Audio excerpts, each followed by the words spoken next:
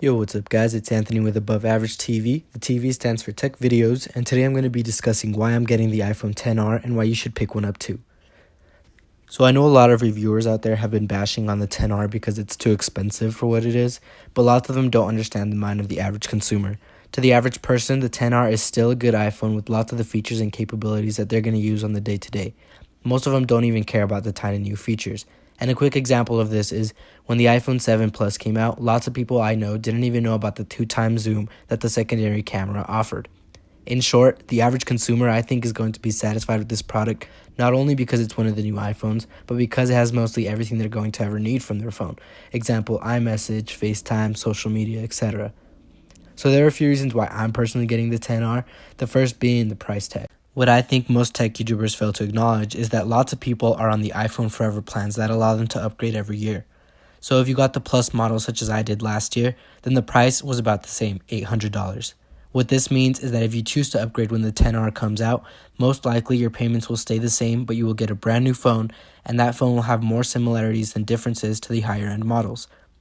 The iPhone XR also comes with a 128 gig configuration, which through my carrier is only an extra $50. Comparing that to the jump on the XS from 64 gigs to 256 gigs, it's a $150 jump, more than 2 times that of the iPhone XR.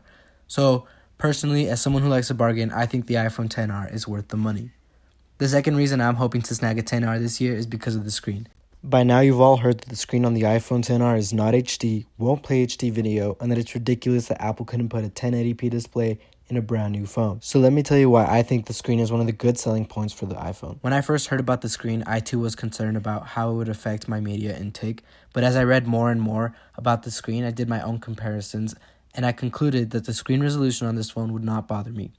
The way I did this was I went on YouTube, changed the resolution from 1080p to 720p since that's the resolution everyone is claiming the content would play on this device, and after about 5 minutes I did not notice the quality of the picture go down. I switched back and forth multiple times from 1080 to 720 and still nothing. I was able to enjoy great quality picture. Another aspect of the screen that I loved about the XR was the size. At 6.1 inches, it's about half an inch larger than the iPhone 8 Plus, and it's also really close in width with the XR being only 0.09 millimeters narrower. I find this great because after owning the iPhone X for a while, I thought it too narrow for me, which is why I switched over to the 8 Plus. This won't be a problem on the XR. Another reason I'm getting the XR over the S models this year is because of the features. I think it's great that they're bringing portrait mode to both the front and rear cameras. With last year's lower end models, this was not the case. They bring the edge-to-edge display on this year's lower end model as well, which I really appreciate. And although it will have thicker bezels in the S series, they will be noticeably smaller than those on the 8 Plus.